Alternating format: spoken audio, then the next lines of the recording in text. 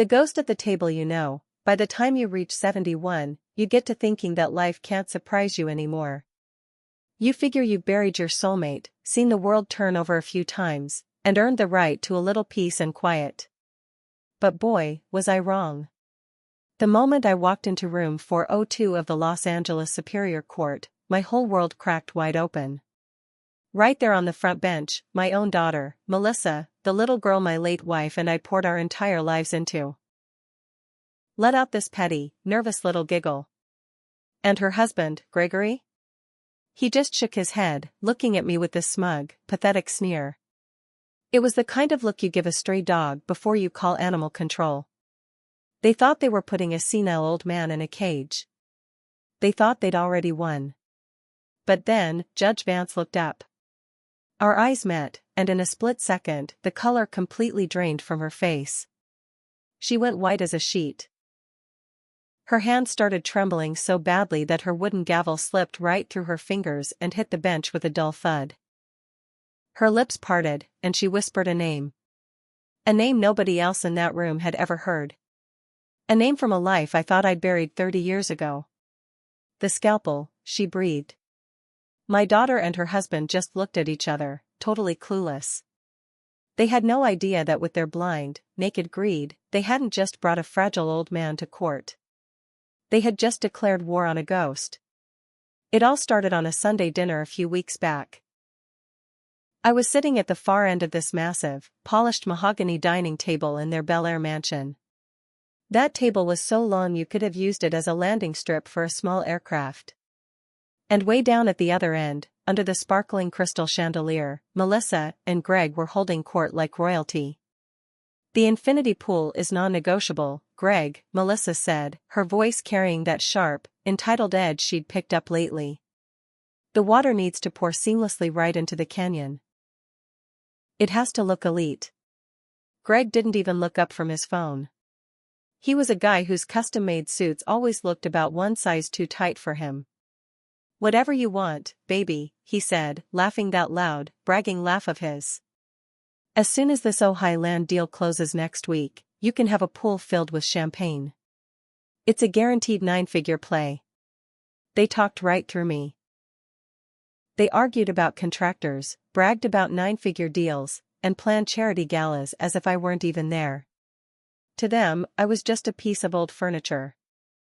An old armchair they'd inherited and didn't know which corner to shove it in. My name is Nathaniel Price. I'm 71 years old. And I was completely invisible in my own family. 10 years ago, when my sweet Isabel passed away after a brutal fight with cancer, I did what I thought a good father should do. I sold our big, beautiful family home back in Connecticut. It was just too full of painful memories anyway, and I bought the small guest house tucked away on the edge of their 2-acre property. I wanted to be close to my only child. I thought it was what Isabel would have wanted. The only person in that house who ever really saw me was my 16-year-old grandson, Tyler. He looked down the long table and waved. Hey, Grandpa, my playoff basketball game is next week. You wanna come? We're playing Palisades. Before I could even open my mouth, Greg cut him off. His voice was slick with that casual, patronizing dismissal he always used on me. Tyler, don't bother your grandfather. He needs his rest. He's old. Melissa ki koi koop kitch. It was a light, airy sound, but it cut deeper than a knife. He's right, honey. Just let him be. Your grandfather probably gets tired just sitting there. They decided for me. They diagnosed my energy levels, my desires, my entire existence without even granting me a single glance. I didn't say a word. I just looked down at the intricate pattern on my expensive plate, where a piece of asparagus had gone cold. They had turned me into a ghost in my own life. And the worst part? I let them. I had mistaken my silence for patience. But that night, I realized my silence had just given them permission to walk all over me. The ambush 3 days later, there was a sharp, impatient knock on the door of my guest house. It was Greg. Now, that was a rare event. He usually avoided my small house like it carried the plague, probably because my bathroom didn't have gold-plated fixtures like his. He shoved a ridiculously expensive bottle of red wine into my hands with this greasy salesman smile. "For you, Nate. Top of the line." He knew damn well I didn't drink. My cardiologist had made that perfectly clear after my double bypass 2 years ago. The wine wasn't kindness, it was stagecraft. Greg was always a salesman. He sold real estate dreams, and he sold the image of a perfect family. I've known men like him my entire life. They don't just enter a room, they assess its value. He didn't waste time. After some superficial small talk about the weather, he got straight to the point. "Nate, I'm sitting on the opportunity of a lifetime with this resort in Ojai. It's 99% done, but we hit a tiny regulatory snag with the city permits. I just need a quick, short-term bridge loan to show the banks some liquidity so they'll release the main fund." He leaned in, his heavy cologne making it hard for me to breathe. "Look, I know you own this guest house outright. It's just sitting here. All you need to do is put a little leverage against it. Just 500 grand. That's it." He sensed my silence and rushed to close the deal. 6 months tops, Nate. I'll give you back 700 grand. That's a 40% return. You can't beat that anywhere at your age. I just watched him. He wasn't just enthusiastic, he was desperate. A fine sheen of sweat was gathering on his forehead, breaking through his expensive foundation. "Greg," I said, keeping my voice completely level. "I'm 71 years old. I am way past my risk-taking days. My money is for my retirement and, frankly, for my medical bills." The answer is no. The change was instant. It was like a mask had been ripped right off his face. The fake smile vanished, replaced by a cold, reptilian fury. "Unbelievable," he hissed, stepping back. "Just unbelievable. After everything we do for you? You're living here on our land rent-free, old man." "I paid for this house, Greg," I interrupted quietly. "And you won't lift a finger to help your own family? My God, you are one selfish, miserable old man." He said I lived on his land. He had conveniently forgotten that when I bought this guest house 10 years ago, I didn't just buy the building. I bought the entire 2-acre parcel of land his mansion was sitting on. His 99-year land lease for a symbolic $1 a year was with me. He was living on my land, and the idiot didn't even realize it. He slammed the bottle of wine down on my coffee table hard enough to make me wince. "You'll regret this, Nate. You'll regret being so damn selfish." He stormed out, slamming the door so hard the framed photograph of Isabel on my desk trembled. A week later, I woke up at 3 a.m. A dull, heavy ache was spreading across my chest, radiating straight down my left arm. It wasn't the sharp, stabbing pain of a full-blown heart attack, but the suffocating grip of angina. Stress-induced. My cardiologist's words echoed in my head, "Don't be a hero, Nate. Call for help." My first call was to the main house, to Melissa.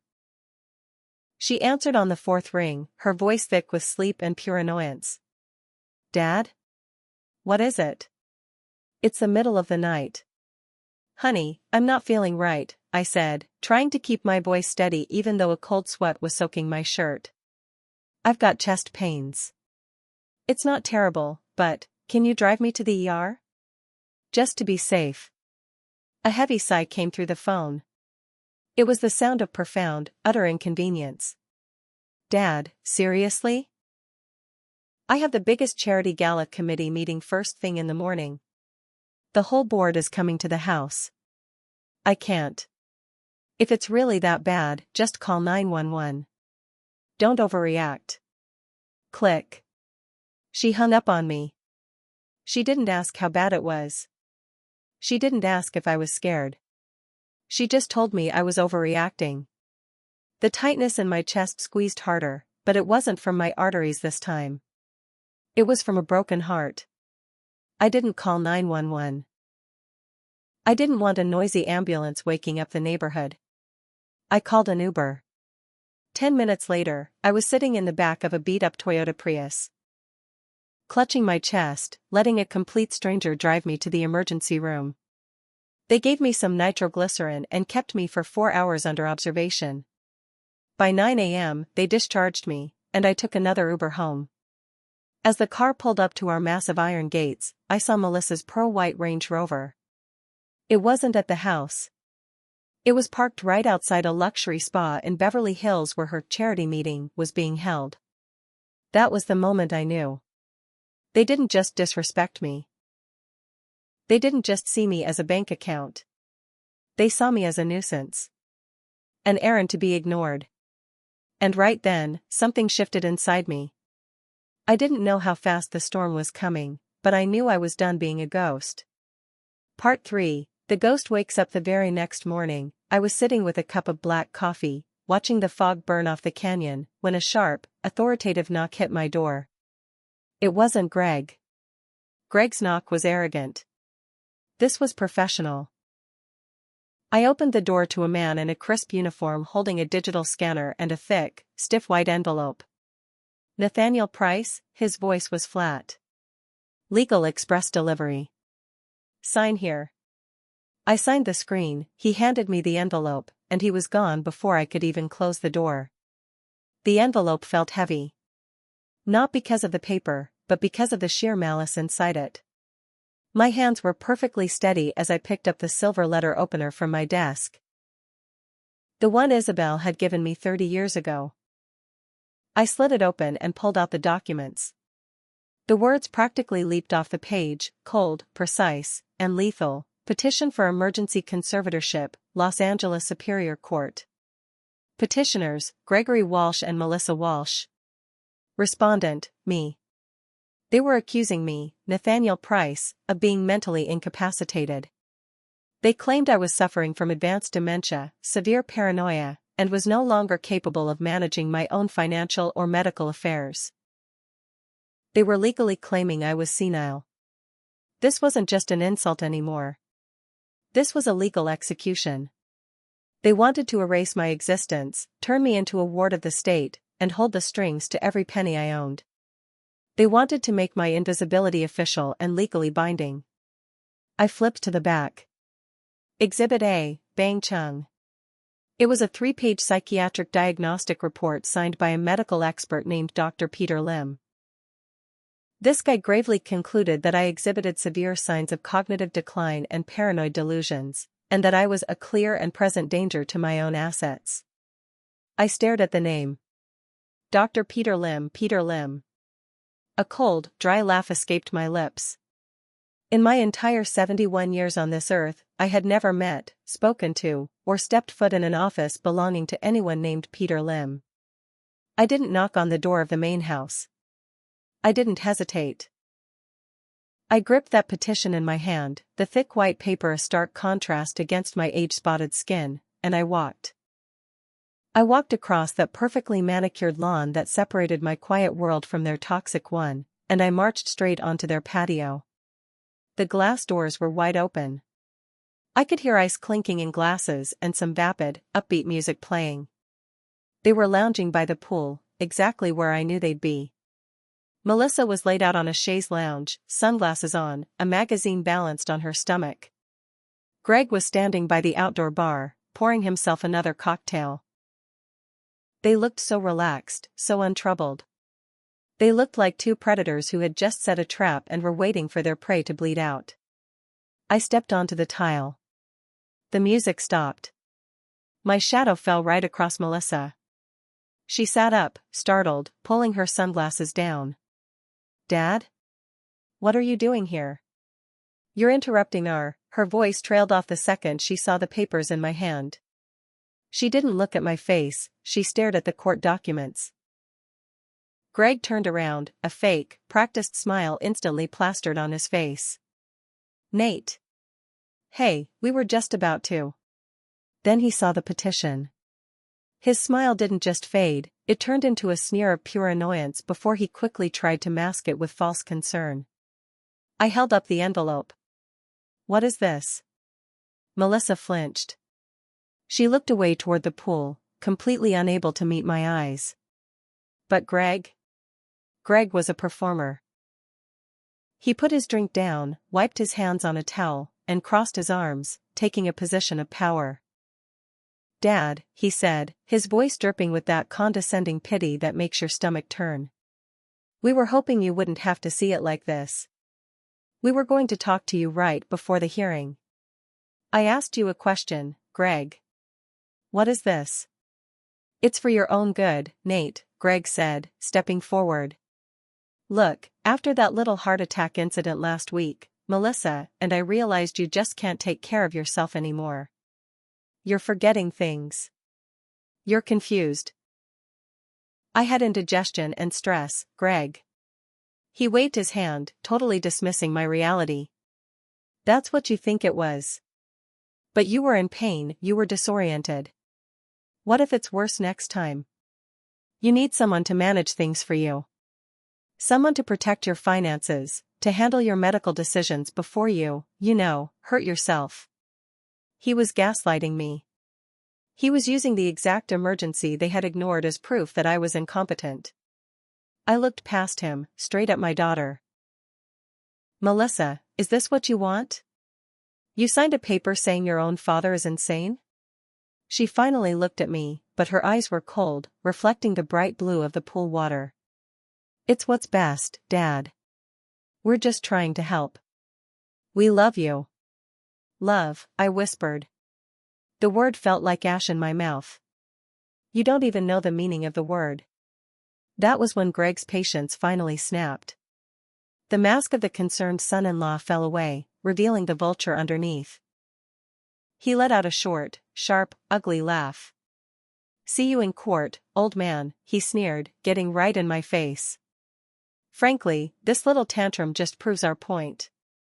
You're paranoid." That's exactly what Dr. Lim said. He picked up his drink and raised it in a mock toast. "You better go find yourself a public defender, Nate. Because I really don't think you can afford a real lawyer for this one." And that was it.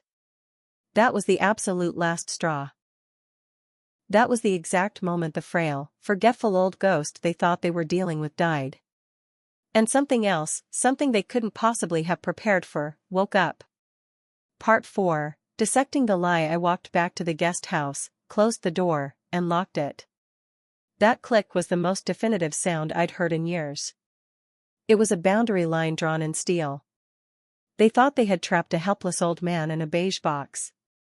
They had never once seen the other door. It was located at the very back of my walk-in closet, hidden behind a rack of old heavy suits I hadn't worn in decades. It didn't open with a key. It was a biometric thumbprint scanner. I pressed my thumb against the cold glass, the light flashed green, and a heavy deadbolt slid back with a quiet, expensive snick. I stepped inside. This was my real home.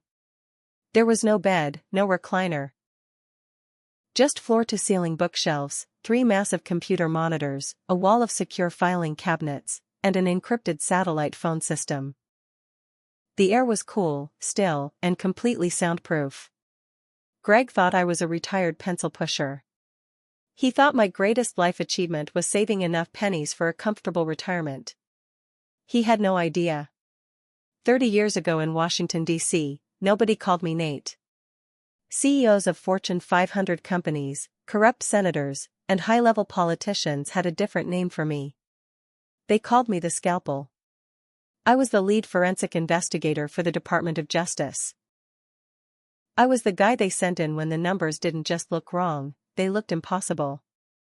I didn't just follow the money, I dissected it.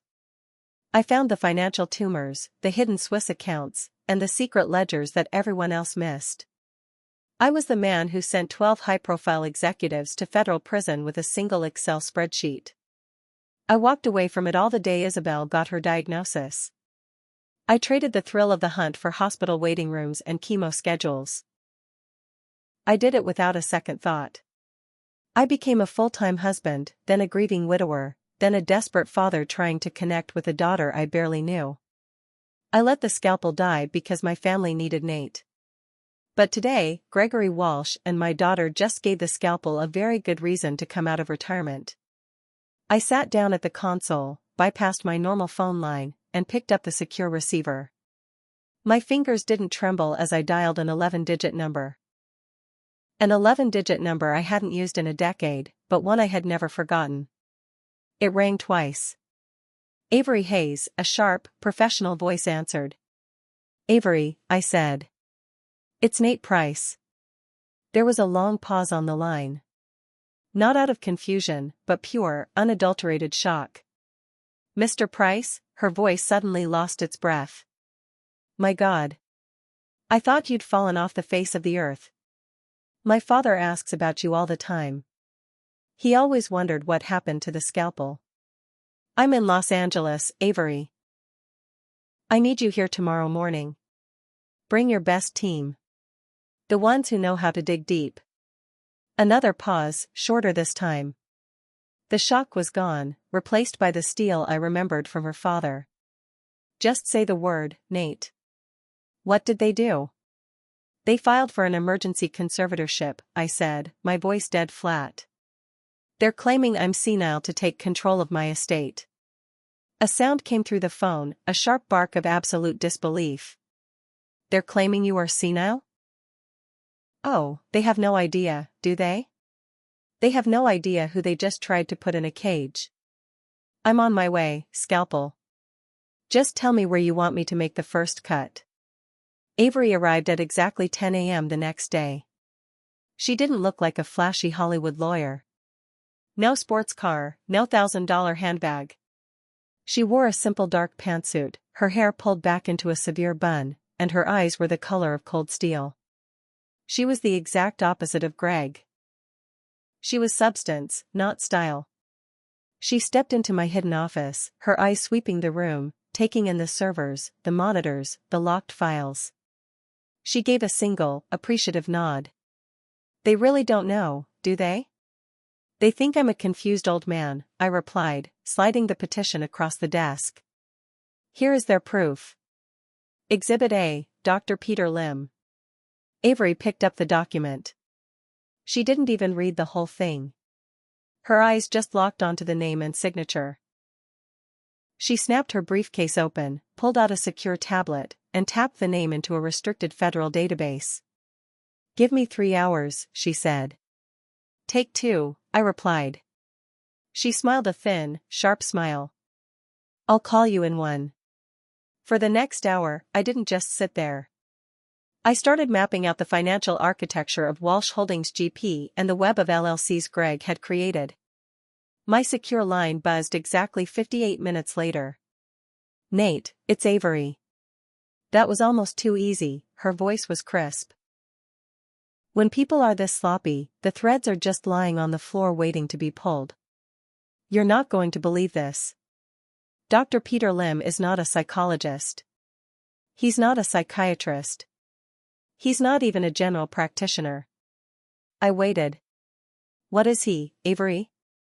"He's a dentist." I let the word hang in the cool air of the room. A dentist. A guy who scrapes plaque and fills cavities had signed a legal document declaring me mentally incompetent. The sheer, naked arrogance of it was breathtaking. Don 15, 1483 KY2. Or rather, he was a dentist, Avery corrected. The California Dental Board revoked his license VIN 5 years ago. He was running a massive insurance fraud scheme, billing for non-existent surgeries, and his specialty? Illegally prescribing opioids by the thousands out of a strip mall in Reseda. So Greg hadn't found an expert who could be bribed. He had found a common criminal. A disgraced, desperate man who was already compromised. "But Avery," I said, leaning forward, my eyes narrowing. "A high-flying real estate developer like Greg doesn't just happen to know a disgraced dentist from a Reseda strip mall. How did he find him?" "That's what I spent the last 40 minutes digging into," Avery said. "It wasn't a social connection, Nate. It was a financial one. 5 years ago, when Lim was arrested, his bail was set at $100,000. He didn't have it. A bail bondsman covered the note, but the bondsman required a guarantor, someone to co-sign and put up the collateral. I felt a coldness settle deep in my chest. Who guaranteed the bond, Avery? She paused for a second, letting the impact land. A shell corporation registered in Delaware. Walsh Holdings GP. I leaned back in my chair. The pieces didn't just fall into place, they slammed together. Greg hadn't found Dr. Lim last week. He hadn't bribed him last month. He had owned him for 5 years. He paid the man's bail, likely paid for his defense lawyer.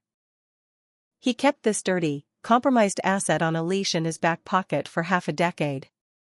He was just waiting for the day he would need a doctor to sign a piece of paper for him. This wasn't a sudden, impulsive act of greed because I refused his loan. The loan request was just him testing the waters to see if I'd give up easily. This was premeditated. He had been planning to declare me incompetent and seize my assets for years. Avery, I said, my voice low and hard. You've neutralized their medical expert. Now it's my turn.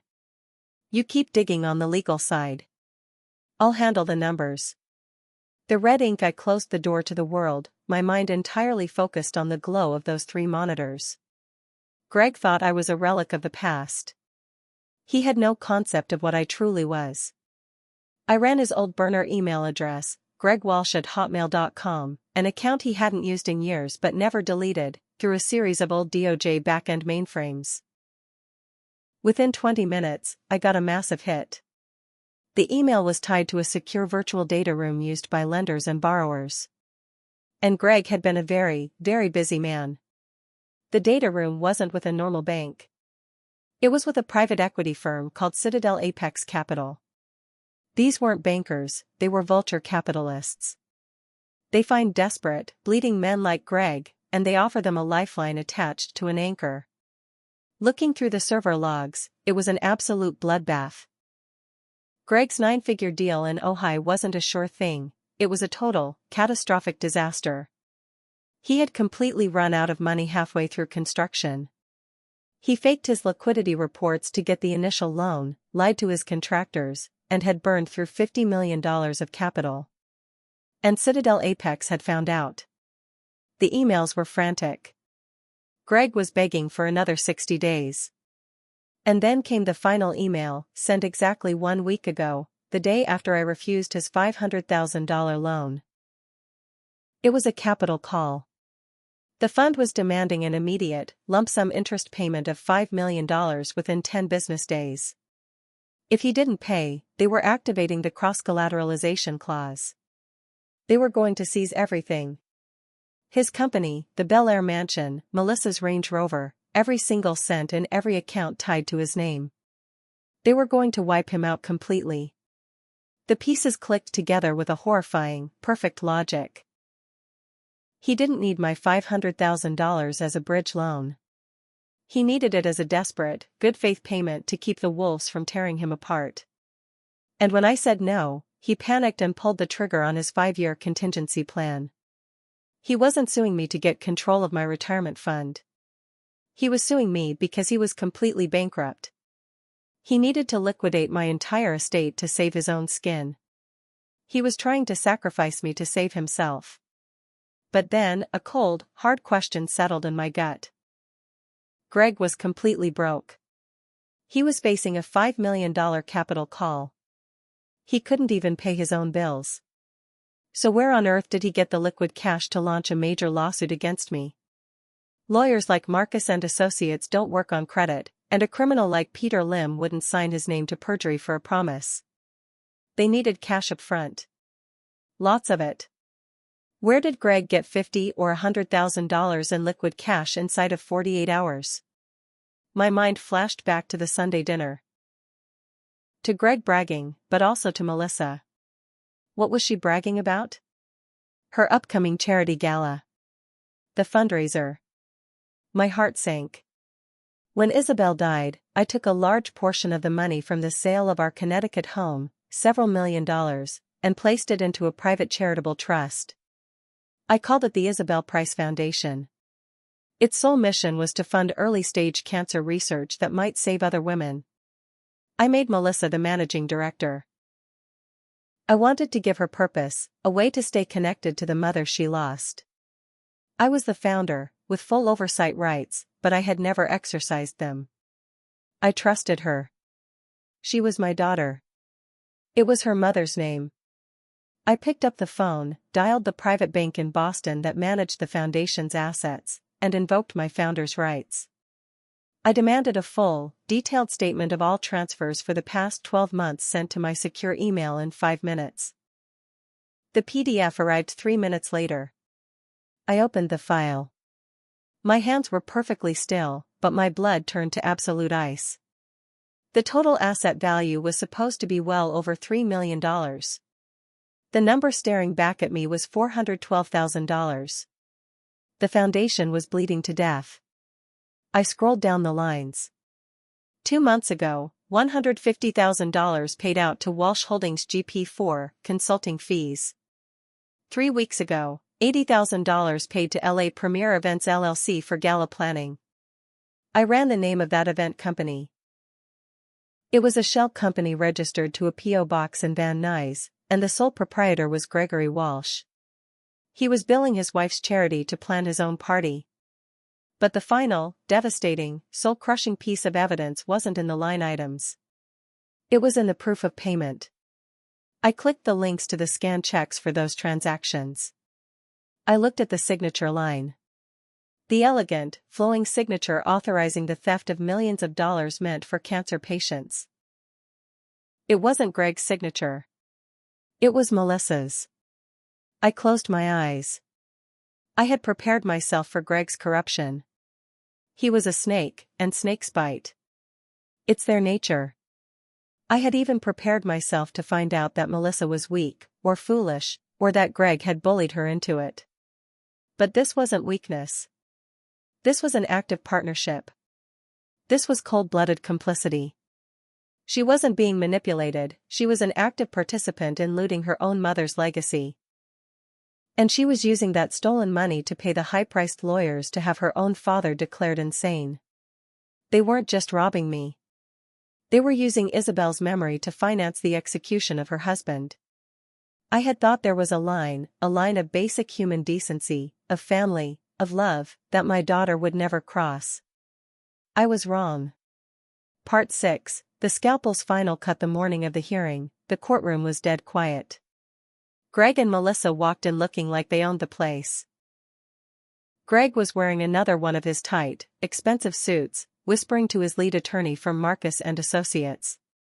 Melissa wouldn't look at me, but she had this smug, tight expression on her face. They thought this was just a formality.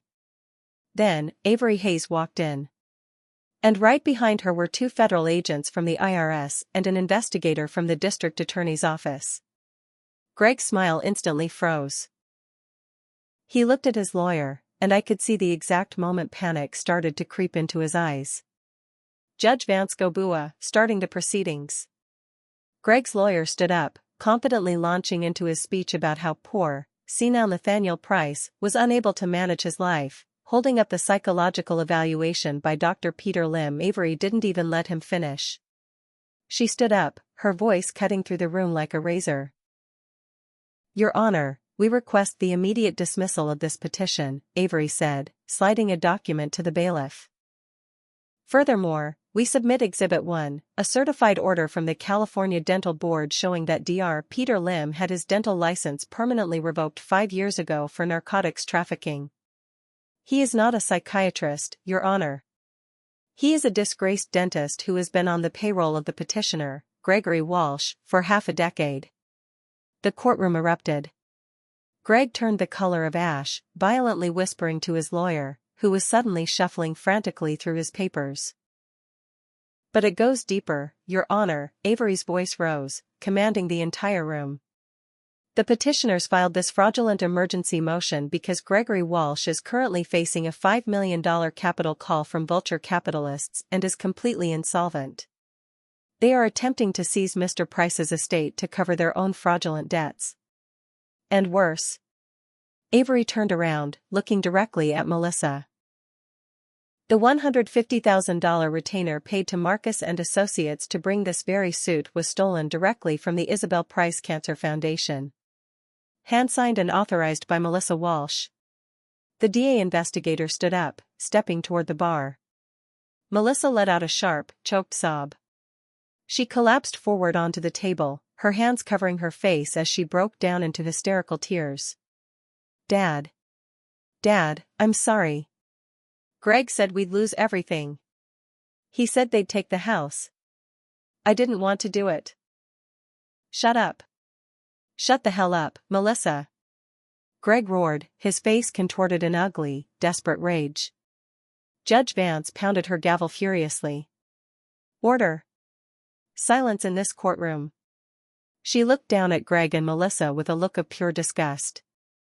Mr. Walsh, Mrs. Walsh, you will sit down and shut your mouths, or I will have the bailiff gag you. I slowly stood up from my chair. The entire room went dead silent. Greg looked at me, his mouth open, realizing too late that the fragile old man he thought he was bullying didn't exist. I walked up to the podium, looking down at my sobbing daughter, and then at the trembling G.A. Conry. For 10 years, I let you think I was just a ghost, I said, my voice quiet, but carrying the weight of a thunderclap. I let you slide me to the end of the table. I let you talk through me. I endured your insults, Greg, because I thought I was protecting what was left of my family for my wife's sake. But you mistook my patience for weakness. I turned to the judge. Your Honor, as the sole founder and trustee of the Price estate, I am officially revoking all future inheritances, properties, and trusts connected to Melissa and Gregory Walsh. Everything is being transferred into an end.